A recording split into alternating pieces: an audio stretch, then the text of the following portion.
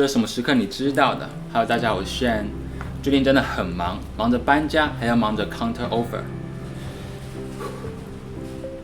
没错，终于在9月初的时候，我拿到人生中第一个 Mac 的 offer，应该是2个才对。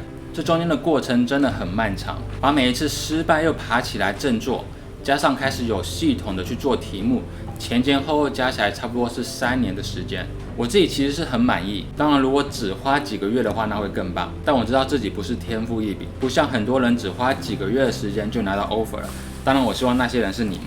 那我也不是很聪明，真的不是很聪明，很多傻事我都做过，但是我就是不服气，我想去证明有努力就一定会成功。有一些订阅的人可能都知道，我之前面 Meta 的时候呢，面到了最后一轮，在系统设计上面表现的不是很理想，所以面试官又重新给我一次机会，让我在2个礼拜之后呢，可以再重新面一次系统设计。当然最后也还是面挂了，就差那临门一脚没有踢进。沮丧吗？非常沮丧，但还不到把我打垮的地步。没有过表示我自己没有准备好，那我就把不足的地方去补足。很多人不知道的是，我之前又去面了一次 Meta， 结果在 phone screen 的时候呢，我就挂掉了。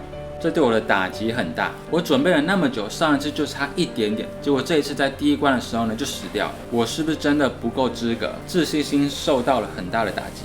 我花了差不多1个礼拜的时间呢，去放飞自我，又花了1个礼拜时间去调整自己的心态。我想到了之前读过的一些书，来自蔡康永情商课，因为这就是你的人生里面的第77页。偷懒是很方便，可是偷懒解决不了问题。我已经偷懒了2个礼拜了，真的很轻松，想做什么就去做什么。但是我的问题没有解决，我的目标还在那边等着我去实现。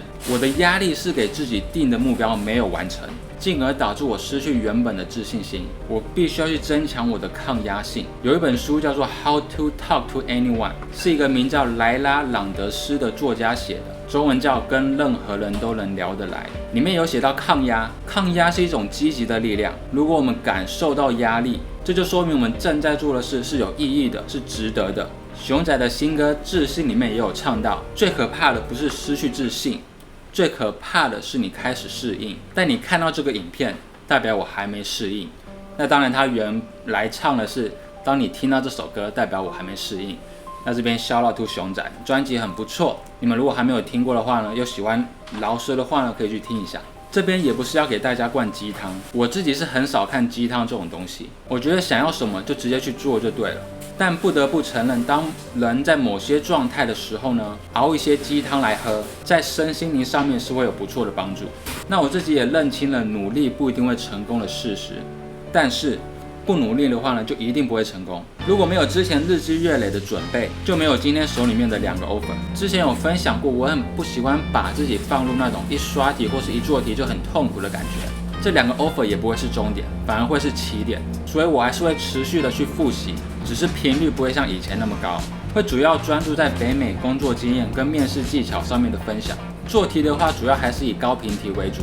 毕竟之前也分享过，如果我有新的面试，我主要都会重复去看这2个影片，去做一个总复习，之后再针对要面试的公司去做他们的高频题。那我想过要不要去创一个 Discord 的群，让大家可以在里面互相分享经验。如果我需要 Mock Interview 或是 Resume Review 的话呢，那都可以在上面约一下。有兴趣的话呢，可以在下面留言让我知道。人数足够的话，那我就可以计划一下。那进入 Mac 不是每一个人的目标，但如果你也在这条路上努力的话，还是老话一句，如果我可以，你当然也可以。那今天这个不是复习的影片，所以其他人看了应该也不会睡着。有时间的话，可以帮我分享一下这个影片，因为我也想要增加一下我订阅的人数。